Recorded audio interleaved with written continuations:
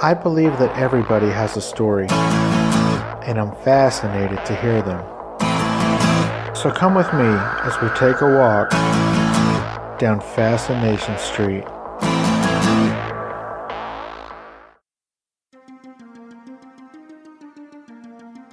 Do you guys ever feel a prolonged lack of energy? Sometimes I do, and that means I'm not getting enough B12. What is B12? Well, B12 doesn't give you energy, but what it does is help your body convert food into energy by helping your body to produce more red blood cells. A lot of companies offer a B12 supplement in either beverage or pill form, but a lot of the B12 actually gets lost by the inefficiencies of the digestive system. Well, those days are over. Forget everything that you think you know about inhalation and imagine a world where inhaled products are designed for health and wellness. Imagine inhaled products engineered to be free of toxins and instead provide a functional benefit with every breath. Well, that world is now. Introducing electronic vitamin B12 from Inhale Health, a major breakthrough in vitamin B12 delivery. Inhalation allows vitamin B12 to be absorbed instantaneously when breathed in. Vitamin B12 inhalers provide a non-invasive, portable, and highly effective way to maintain peak vitamin levels. Each vape pen comes preloaded with 400 breaths, which is roughly a 1-month supply, and is already charged. You don't need to refill it, you don't need to recharge it. When you're done, simply throw it in the recycle bin and order another one. I love this product so much that I actually reached out to the company and asked them to sponsor my show. And they agreed. So here's what they're going to do. Every one of my listeners who goes to inhalehealth.com and orders any of their 7 different vape pen products is going to get a 10% discount plus free shipping when you put in the promo code FSP as in Fascination Street Podcast. So there it is, guys. That's inhalehealth.com, 10% off any of their 7 products, free shipping. Promo code FSP. So give it a shot. You'll be glad you did. And hey, guys, you're welcome. From now until December 31st, 2018, the James Beard Foundation is accepting nominations for the 2019 James Beard Awards. And I invite all of you to join me in nominating Chef Stephen McHugh from Cured in San Antonio, Texas, for the 2019 James Beard Award for Best Chef Southwest. I've made it easy to do this, guys. If you go to FascinationStreetPod.com and look to the right of the page, there will be a photo of Chef Stephen McHugh. When you click on that photo, it will take you to the 2019 James Beard Award page. You will need to create an account, but that'll only take about 60 seconds and they don't ask for much. It's really just a name and password kind of a thing. Once you've created an account, it will take you to the nominations page. From there, you'll click on the 2019 Restaurant and Chef Awards, and then complete the submission form, making sure to select Best Chef Southwest as the category. It's that easy, guys. All it takes is 5 minutes of your time, and I would greatly, greatly appreciate it. So thank you in advance, and now let's get to this week's episode. Welcome back, guys. This episode is my conversation with author Jennifer Irwin. In this episode, we talk about why boarding school is a great idea, the importance of fathers sticking around to help raise their children, as well as her book, Address the Color of the Sky, which is getting rave reviews, and we talk about how her book has helped victims of sexual assault and trauma. Of course, there's another giveaway in this episode, so pay close attention. Enjoy, guys. This is Jennifer Irwin. Yeah, talk to me, yeah.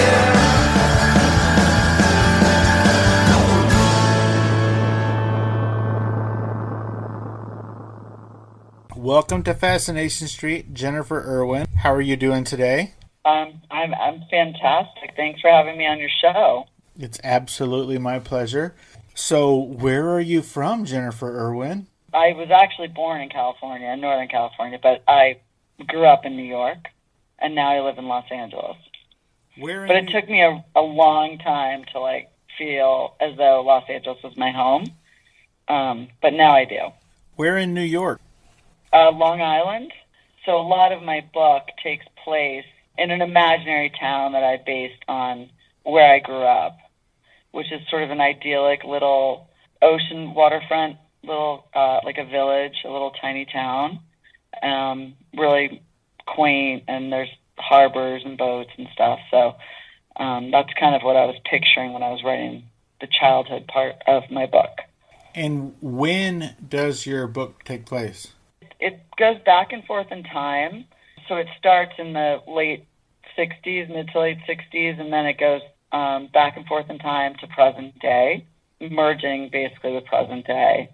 And then the sequel, I'm going to go further in the future and then work my way back from there. So it's going to be sort of the opposite. Gotcha. So let's talk about you growing up on Long Island, and then where did you go to school, and what kind of took you to L.A.? I went to an all-girls boarding school, which I had a full scholarship. And one of the things that I was raised by a single parent, and one of her greatest gifts that she could give, in her opinion, my brother and I, was the gift of an education. So I got a scholarship to go to boarding school, and then from there I ended up going to Denison University in Ohio. My brother was actually already in college there, and so and they had a film program. They have a very good film program. That's what I ended up majoring in. You would be surprised by how many famous people have gone to my school. Jennifer Garner went there. Steve Carell was in my class, actually. Michael Eisner, who, as you probably know, ran Disney for years. Just a lot of really famous people have gone to my school, which is odd since it's kind of a small liberal arts college in the middle of Ohio, but yeah. Wow, where in Ohio? So that's Granville, Ohio, which is outside of Columbus. Oh, okay. My wife builds psychiatric hospitals for a living all over the country, and she built one in Columbus. So I've been to and from Columbus a lot. So I'm fairly familiar with Columbus. That's cool. One of my oldest son actually lives there. So. Oh, cool. Yeah, he went to college and swam out in Ohio for college, and he stayed. He loves it. He absolutely loves it. That's really cool. What does he do now? He works for Cover My Meds, which is it was just actually bought and went public, but it was a startup that doctors use to approve medications. It's a super millennial catering company. They have beer on tap and free lunches and personal training and take over our Snapchat day. I mean, it's a really cool company to work for. But there's a lot of interesting corporations in Columbus, and so there's a huge youth, a whole bunch of young people that live there who aren't really necessarily from there. And there's a lot of colleges, so he just loves it. So, yeah. Well, that's really cool. And the most important thing is I haven't given him money since he graduated. He's on his own. Oh. So, yeah, that's the goal when you send kids off to college again. So, yeah, and he's all on his own, so that's good. Yeah. Very cool. LA is just really expensive for young people. So, I mean, who knows? He might end up back out here, but right now he's living the life.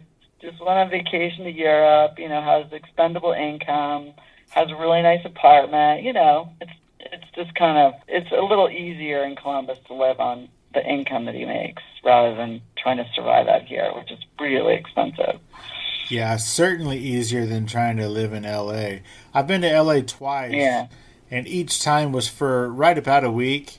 And good grief, is your town expensive. Holy moly. Oh, yeah. And a lot of traffic, too.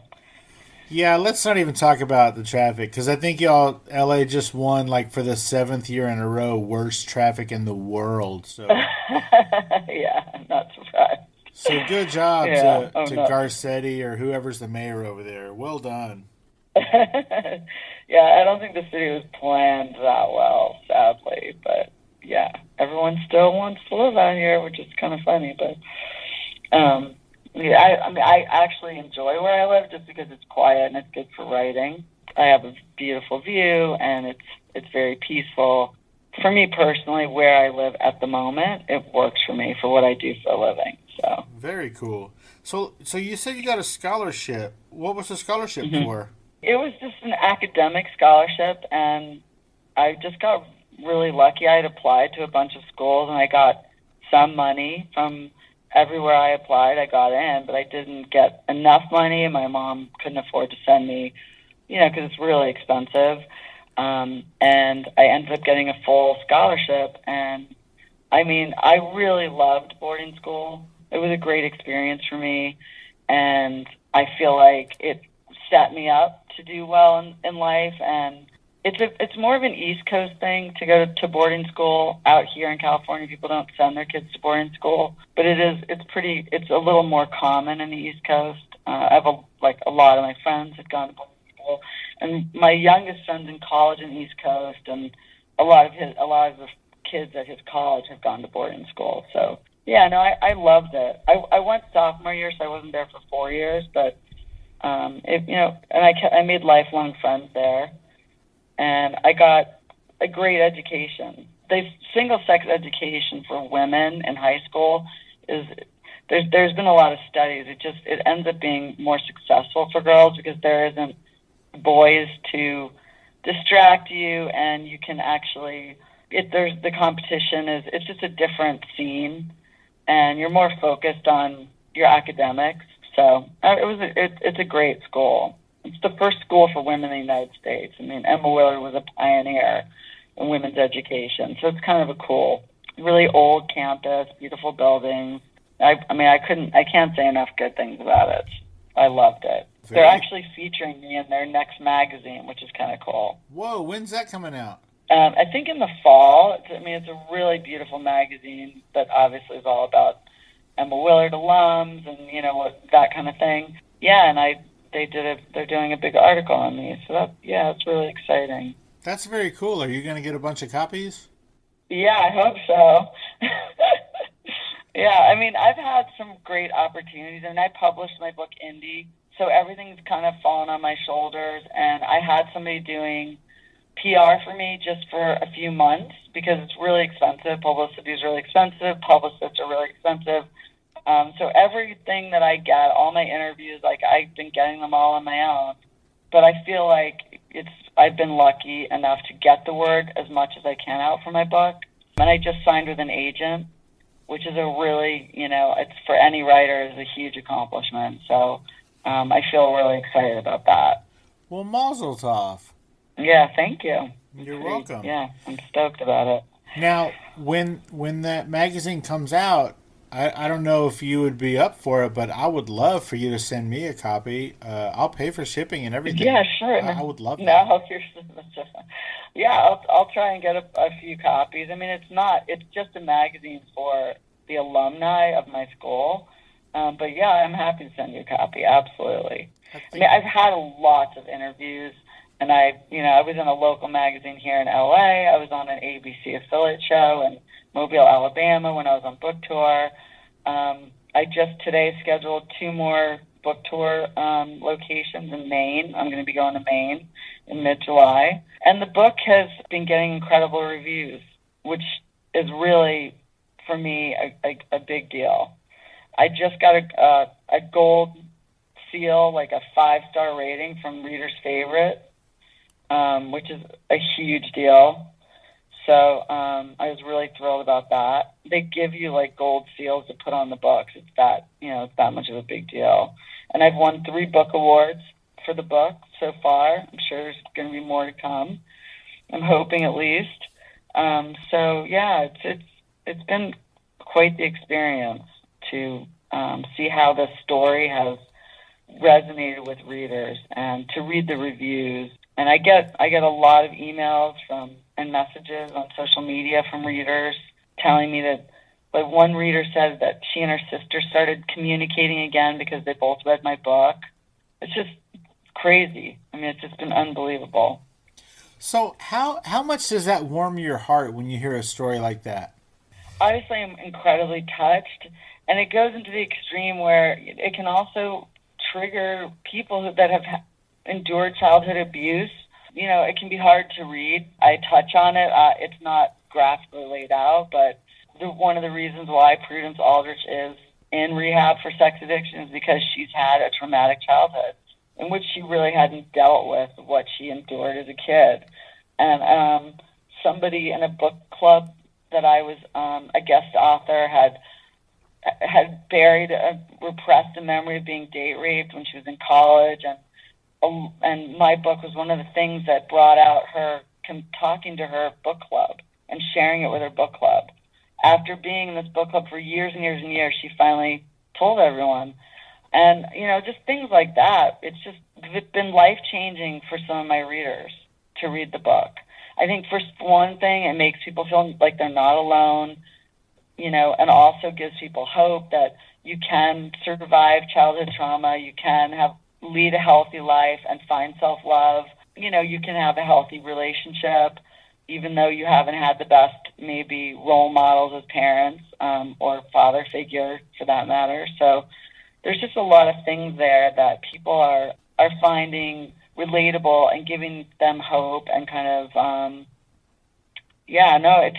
honestly, I take screenshots of everything because I am an artist and I have the usual self-doubt that people who are in the creative industry, and it's been it keeps me going, honestly. It's been very, very interesting for me to see how the book has resonated with my readers. Well, I think that's really cool, and I would like to point out, and don't spoil it, that thus far we have not mentioned the name of your book, and let's just keep doing that just for a little bit longer to sort of tease it. Okay. All right, gotcha. Okay, no worries. I'm going to be writing a sequel because as I mentioned, I just signed with a literary agent. Actually, somebody on Twitter, which is where I met you, just finished the book, and it's a man, and he basically was like, I have to know what was in the note that Alistair wrote. He was dying, and it was just really funny because that's I left some things open-ended for the sequel, but he's actually the first one that point blank asked me that. You have to tell me what was in that note. And it was really funny. But I leave it open because there's more to the story, and people want to know that she's going to be okay, the protagonist, because throughout the story, everybody has let me know they really care about her and are rooting for her, even though she's done bad things, which is kind of interesting. And while I was just around the time I released the book, an article came out in the Wall Street Journal about Reese Witherspoon buying film rights to all these books. And one of the things that her goal of her production company is to create films that have realistic roles for women and that show women as flawed individuals, as human beings, and not women saying, what should we do now? Instead of women saying, I know what we should do, which is usually what you hear women saying. You don't usually hear a woman say, what should we do now? In real life, you don't hear that much, So it's, I think my book came out at the right time because it's a good time for a flawed female protagonist. It's also, with #MeToo, it is a lot about finding self-love, surviving after traumatic experiences, and how to heal from that. So a lot of those things kind of fell. The timing for me was really good. That was lucky for me. I think that luck is opportunity meets prepared. So I think that you did as much as you could do to help that luck along. Yeah, I mean, I do really bust my ass. I'm not going to lie. Excuse my French. But I taught Pilates for many, many years, and I talked to women, and I got to understand women regardless of their socioeconomic background. Because when you teach Pilates, you talk to your clients and you get to know them. And I realized that women are very similar. Everybody wants to be heard. Everybody wants to find love and to have friendships. And there's just a lot of similarities. And then when 50 Shades of Grey came out, and I saw how that had just affected so many women and marriages, and I was fascinated. So there were just a lot of things there that helped me develop character and make the book relatable. But what's been fun for me is that it's being relatable to men, too. So that's been kind of cool. Well, I think now is a perfect time for you to give the name of the book, but wait. What I want everybody listening to do is to tweet at Reese Witherspoon, #book rights, and then the name of this.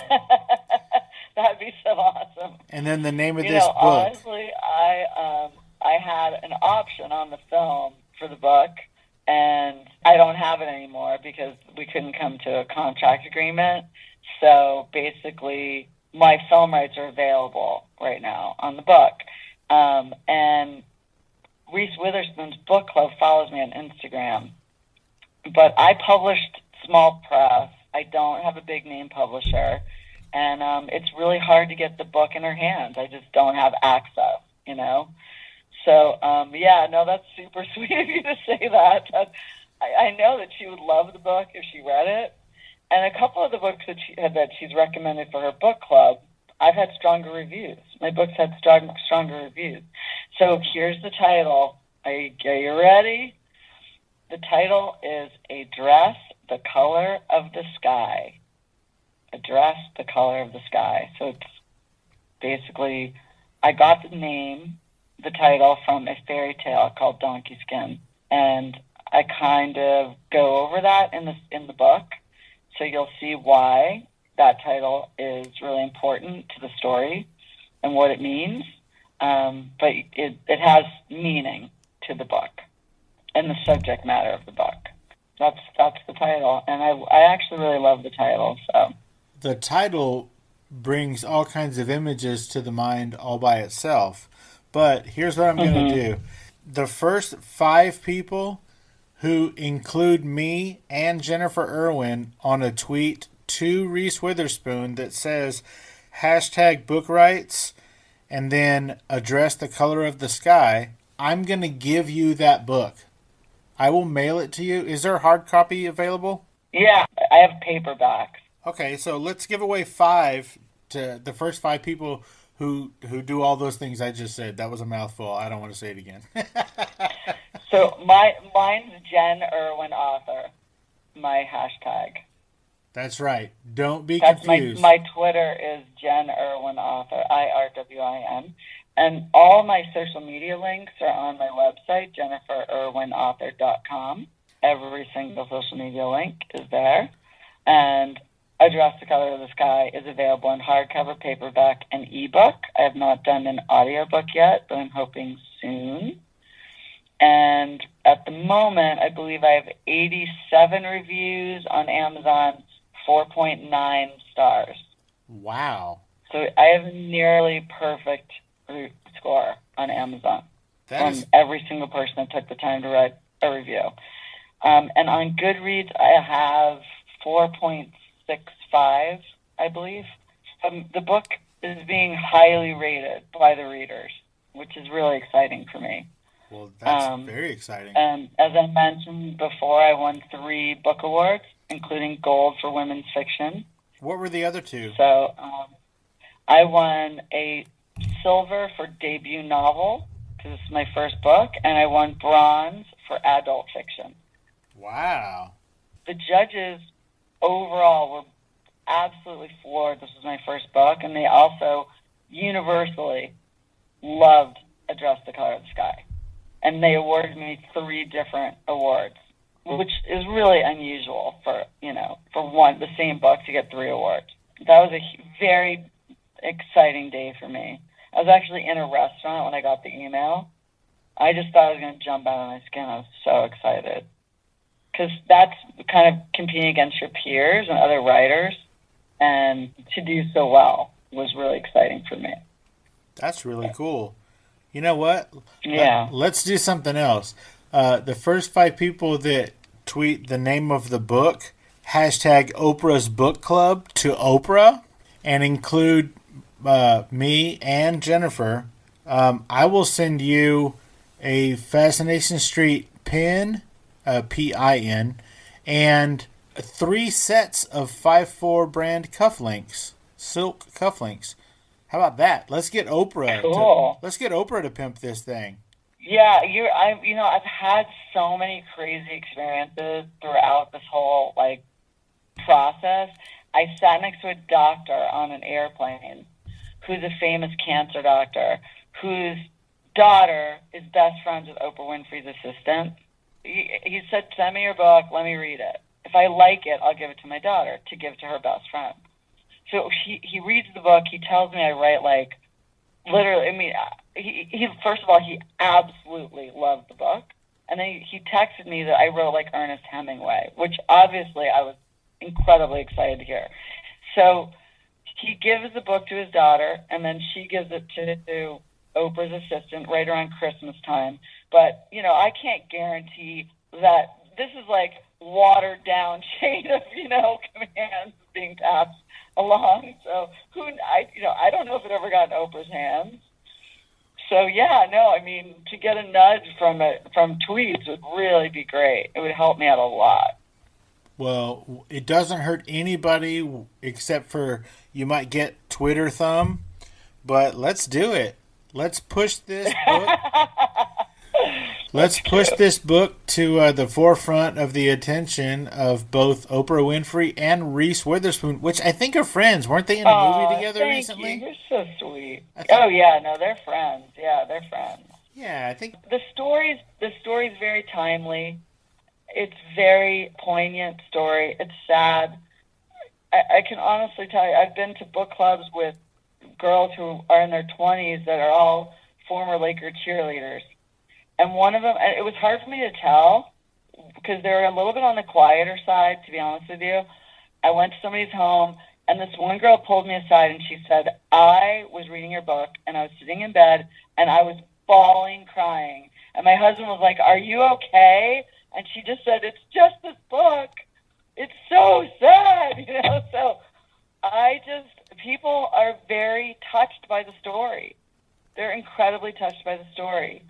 And, I am the child of a drug addict. There are some things in the book that I pulled from my own life, because it's some of the stuff that happened to me as a kid, I thought, well, this is just so unbelievable. It's almost hard for me to believe it actually happened. So, I just decided to kind of weave in some things that had happened to me. Obviously, I made them more about the story and the character, which was really cathartic for me and very healing for me as well. Wow. I can't wait to read this book. I'm sorry. Oh, thank you. I'm sorry for the things that were traumatic that happened to you, but... Oh, no, it's fine. Honestly, I feel like in life, the human spirit is incredibly strong and resilient. And we're all way stronger than we think, and we're not alone. And that's kind of why this book has been so powerful to people, is it's a story that has things in it that people relate to. And they see that they're not alone, and that you can move on and you can survive and you can go forward. And lead a life of self-love and have healthy relationships. And you can even be a good parent. Even if you had bad parents, it doesn't mean, that chain continues on. Because you heal and you know better, So it's in a way, I do feel really grateful that I've been able to help people with this book. Well, that is in some small way. That is very cool. So I think that you said probably 2.5 hours ago, you said something about, I think you were raised by a single... 2.5 hours ago. Just kidding. Wow. Am I droning on here? No, not at all. It was just... I'm totally messed. No, it was just at the very beginning. I have beginning. all boys, believe me, I can take it. So I think you mentioned being raised by a single parent. Did I get that right? Yeah, I was. I was raised by an incredible woman, and my mom passed away a long, long time ago. But she had an incredible career and was very successful late in life, and very inspiring to women. I honestly had a great mom. It really did. I missed her a lot. She's been dead for 26 years, so it's been a long time, but. Wow, that's a long time. I lost my father while I was writing the book, but he wasn't as involved in my life as my mom. My mom was really the pivotal parent, But she ended up having, she worked her way up the corporate ladder, and it's sort of like the American success story. So, it's just really, I think that it's good to be a role model for kids. Yeah, I went to a bunch of high schools when I was on book tour, and I talked to students who are interested in being writers, and I love helping writers and inspiring writers. And it's never too late to chase a dream. I dedicated my book to women who are chasing a dream because, I'm older, and this is a new career for me. So, everybody's got a story, and if you've always wanted to be a writer, then go on, do it.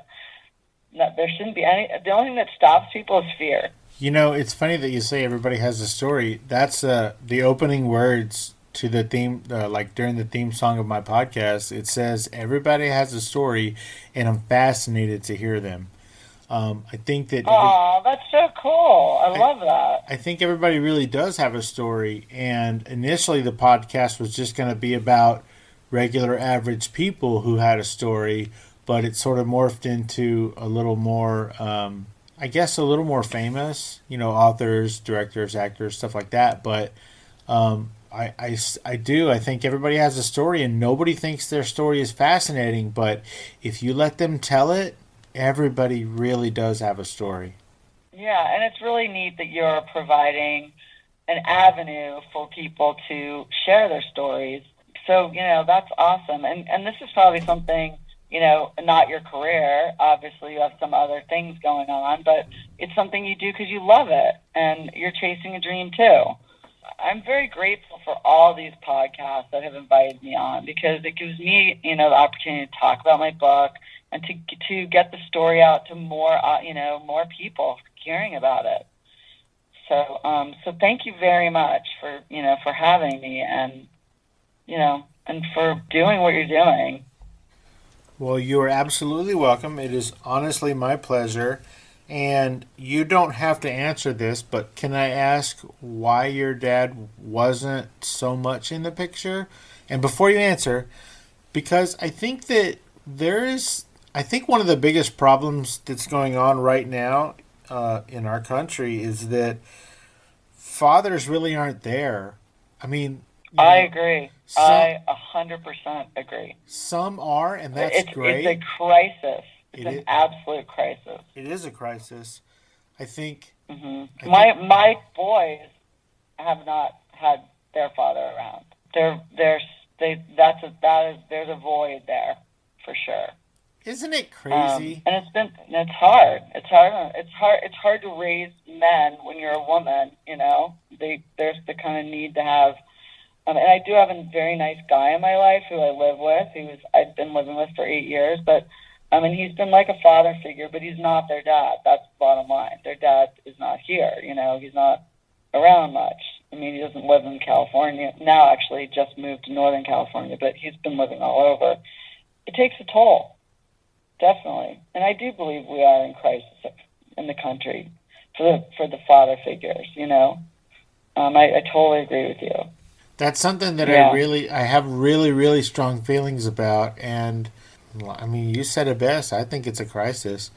It doesn't matter what color, what socioeconomic background. It doesn't really matter any of those things. Yeah.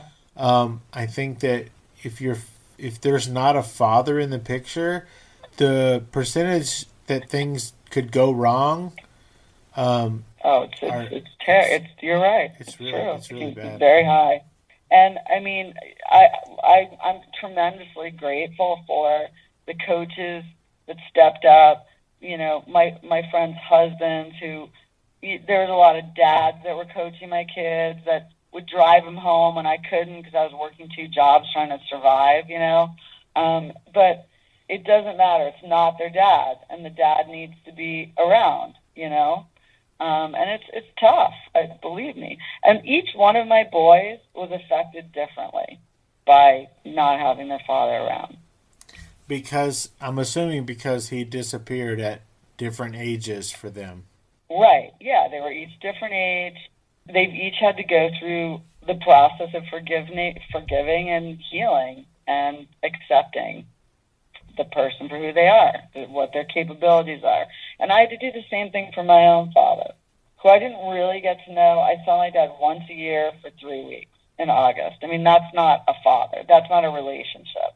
And I got to know him later in life after I, had finished college and had an education, and I was more able to carry on an intellectual conversation. My father never really wanted to be a dad. Never really wanted kids, would be my guess. I mean, I don't, he just wasn't into it. And I would say my ex-husband was a similar person. It wasn't his thing to be a dad. So, yeah, it's sad. It is sad. And honestly, a lot of that is in my book, in that I was questioning in my own life, if I didn't have a solid father figure, how would I know what a good husband looked like? How would I know how to choose a good man? And then that's how that kind of keeps going on. That chain continues, because you end up marrying the wrong person because you don't know what a good man looks like, a good father, a good partner. And so then you get a divorce, and then, it just continues on and on, right? And a lot of couples get divorced, and they're able to do co-parenting, which I really admire. And it is really the best way, honestly, for the kids, if you're going to get divorced. That's when the dad doesn't bail and just, leave and go to Florida or whatever. I know, right? But, to your point, how could you know what a relationship or what a husband is supposed to be when, you didn't have that example? How could you know? Right, I couldn't, and honestly, I read a lot, and I actually, when I met Charlie, the guy I've been with for 8 years, I read a book by Marianne Williamson called Return to Love, and it said, "How's your type working for you? Is it working? Are things going well?" And I realized my type wasn't working for me. So for 8 years, I've been with a guy who is not my type. At any point in time that I tried to create drama or move on or break up with him because I didn't feel worthy of love, my kids would say, "You go ahead, Mom, we're staying with Charlie." That's literally what they said to me, because they saw a solid person who wasn't going to bail, and he's been there for my kids through thick and thin. And one of my kids just moved back in with us, my middle son. So it takes a strong man to even raise someone's kids who aren't theirs, someone else's kids, that takes a solid guy, honestly, and I've got one in my life, so, which is really, I'm very lucky. That is awesome. But it took me not being with my type to find the right person, because I was obviously drawn to someone more irresponsible, or someone that wasn't really going to be the kind of person that would step up and help somebody raise their kids. So yeah, no, I feel very blessed, and my kids are far better for it. The great Dr. Drew Pinsky says that if a person, boy or girl, comes from a broken family, particularly if it was broken when they were really young, whenever they meet somebody who there's lightning bolts of attractiveness, stay away from them. You're looking for somebody who has static cling level. Yeah, no, I think that's true. That's kind of what Marianne Williamson said the same thing. Don't go for the person that you're immediately drawn to, because that's the toxic person. Indeed. And that, yeah. I actually trained Dr. Drew's sister, Pilates. Oh, really? Yeah, I did. Very nice family, really nice people. No, and all of this really was fascinating to me, because, and I realized that the book and the way I made the story unfold is relatable to people, because, look, you're even relating to understanding. There's just so much involved, and we bring a lot with us too. We don't heal from things in our past. There's all these triggers, and triggers can cause relationship breakdown. So it's really important to heal, and then you can actually see who's good for you, rather than going for that electric person that, in the end of the day, is probably not the healthiest relationship for you. And the ones that go really fast like that typically burn out fast, too. Yeah, no kidding. So tell me the name of the book again. A Dress, A Color of the Sky. And where is it available? It's available on Amazon. it's available at barnesandnoble.com, IndieBound, Books A Million. You can get it. It's available at some bookshops, like where I've been on book tour. You can go into the bookstores and buy them, but that's mostly Alabama, North Carolina, South Carolina. It's really hard to get an indie book into Barnes & Noble brick-and-mortar stores, but most people these days have Amazon Prime, and the book arrives like in one day. And for everybody, just scroll down into the show notes, and there'll be a link to that book in the show notes for this episode. Oh, thank you. You're welcome.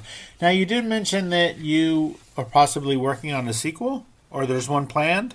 Yes, I have a sequel in the works, and basically my agent that I just signed with is going to try and have Address the Color of the Sky picked up by a big publisher and re-released, and that I will be getting a publishing deal to write the second book. And I'm working on the sequel right now, but hopefully soon I will have a publishing deal for the sequel before it's even written all the way. That's kind of the hope. And I got picked up by an agent because my book's doing really well for an indie published book. It's getting great reviews, it's winning awards, people are loving it, and so hopefully I'll get paid to write the sequel. And that's kind of an author's dream, to get paid to write, not just do it for free. And agents don't pick you up unless they're confident you're going to make money, because they don't make money until you make money. So, I'm excited about it. That's what I was going to say. I think that the model now for publishing is they really don't sign somebody unless they've already proven themselves, and clearly you've done that. Yeah. So I do want to point this one thing out. Everybody who's listening, once an artist, an author gets picked up by a major publisher, their indie publishing or the indie published books skyrocket in value. So, that's true. Yeah. Buy it right now before it gets picked up by a major publisher. Read it. Oh, you know what? Buy two. Read one, and hang on to the other one. Hang on to the other one to sell. I actually just had to change the cover a little bit, and by the way, when I get picked up by a big five, the cover will completely change. My agent has assured me that the cover will change, but I actually had to take the film seal off the cover because the film producer who wanted to buy the film rights to the book designed the book cover. And so I've replaced it with the gold award that I won. So now there's a new cover, but the next cover is going to be completely different when I get picked up. So grab it now, because it could be a collectible. You never know. I'm not kidding. Grab two. Grab one to keep on your shelf so that you look like the pimp that you are for getting it early, and then sell the other one. You're so funny. Yeah. No, this is awesome. I actually mostly get interviewed by women, and so it's very interesting to talk to a man and get the male perspective. I appreciate that. Well, again, it is my pleasure. Do you have a name in the works for the sequel? Maybe a title? There's 3 books. There's going to be a triple series, and the next one will be Address the Color of the Moon, and the last one will be Address the Color of the Sun. And all of that will be explained when you read the book. You'll know how that comes into play. I am so intrigued. Yeah. Yep, it all makes sense. When you read the book, you'll know why and where all that comes from. So I want Prudence Aldrich to be a household name. Well, now, this week, I'm going to have to go buy... And a relatable woman for people to admire and look up to and relate to. I'm going to have to go buy a sport jacket, the color of the sky, the moon, and the sun now. That'd be really 1970s, the wide lapel and the pale blue tuxedo jacket with the ruffled, 1972 right there. Sounds good. Heck yeah. I think it's making a comeback. I'm working on it, I tell you. Okay, so as we're winding up here, tell everybody where they can reach you on social media and what your website is. Okay, JenniferIrwinAuthor.com, and all of my social media links, every single Pinterest, Instagram, Facebook, Twitter, LinkedIn, and Goodreads, all those links are on my website. And I've been writing a lot of flash fiction lately. All my flash fiction that's been published in various magazines, all that's on my website. All of my interviews are on my website. And also I've written a lot of articles about being a writer, my experience being a writer, how to beat the Amazon algorithm if you're an author and you're trying to get your book to sell. I wrote an article recently about that. So there's lots of fun information on my website about my writing journey. And the book is on ebook, and occasionally, pretty much every single month, if you're on a very tight budget, I discount the ebook to 99 cents. Right now it's only $2.99, but I discount it about once a month. I'm going to delete all of that, and everybody buy the actual books, 2 of them.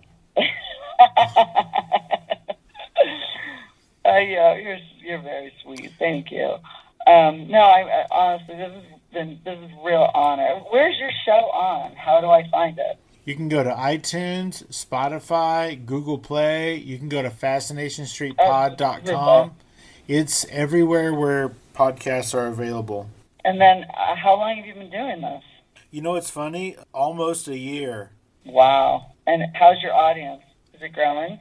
It is. I'm right around 6,000, and it's been growing steadily every month. I've had the That's great. I've had the fortunate opportunity to interview some really cool people, and every time I post an interview with somebody awesome, my audience grows, and they seem to stick with me. And so I will promote the hell out of the show as soon as you give me all the information. Me too. I'm a master promoter. Yes, you are. I will put it everywhere, and I'll blast it repeatedly for weeks and weeks on end. So, yeah. That is awesome. So I do have one more question before we go, and this might be a lengthy answer, so buckle your seatbelts.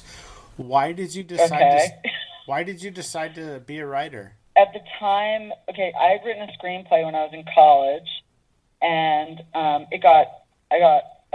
submitted into a contest and was accepted into an arts program in New York City. So I knew that I had something there, and my professors had told me, keep going with your writing. There's some, you massage it. There's a gift there. And when I got married and I had all my kids, and I ended up working in advertising in the creative industry, but I stopped writing. And when I got divorced, I wanted to take the screenplay that I'd written in college, which is really about 2 parents that got divorced that are completely polar opposites, and the kids' experience going back and forth, and it was that kind of story. And I wanted to sort of play off that with a book. And so I just started writing at night, and it actually made me feel a lot better.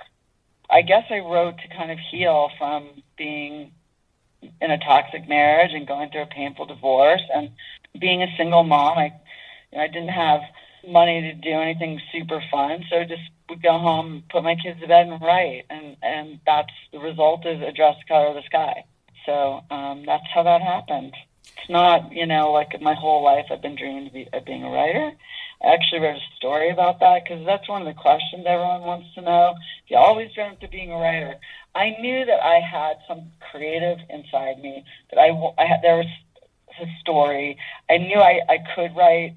I didn't realize I could write a book because I had never tried to until, now. So, and the pressure's on. I have to write another really good book. So obviously I'm nervous about that, but hopefully it'll work out. I know the author of Eat, Pray, Love felt a lot of pressure to write the next book. You just have to face the fear. That's all. Nothing else you can do. Well, I lied to you. I said that was the last question, but I did have one other question. What is flash fiction? Oh, okay. Flash fiction is just, it's short story.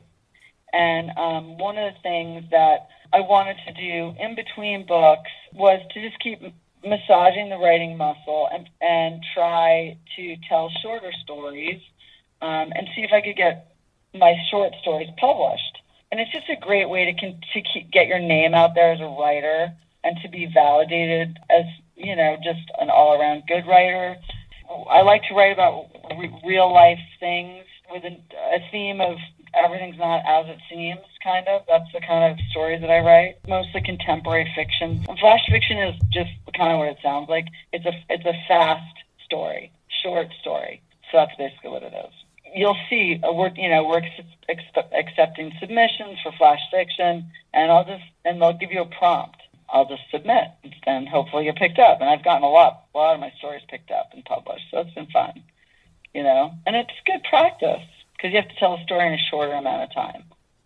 Yeah, I feel like that's working a different muscle, so that's awesome. Yeah, so it's been fun. Makes me feel like the legit writer too, so it's good.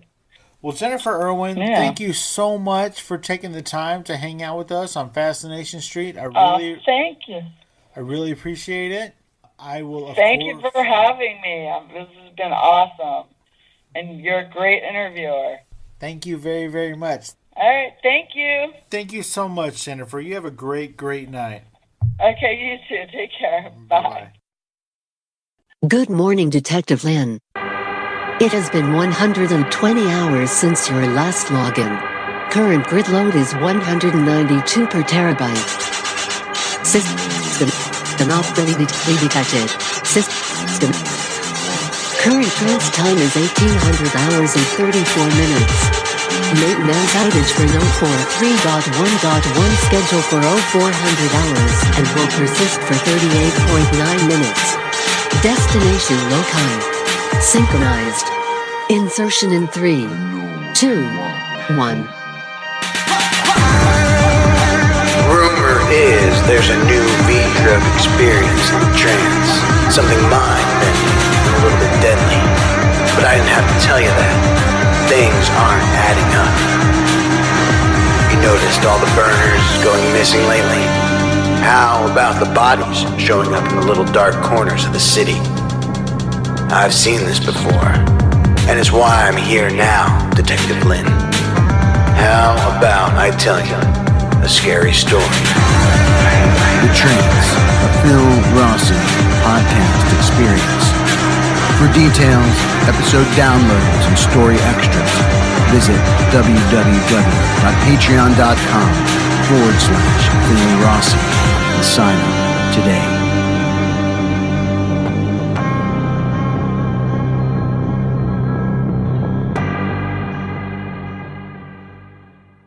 Hey guys, just a quick break in here to let you know that I'm a member of Phil's Patreon page, and I think you should be too. So here's what I'm going to do. Everybody who signs up this month, October 2018, to join Phil's Patreon page, send me a screenshot of the Welcome to Phil Rossi's Patreon page to fascinationstreetpod@gmail.com and include your mailing address, and I'll send you a sweet surprise thank you from Fascination Street Podcast.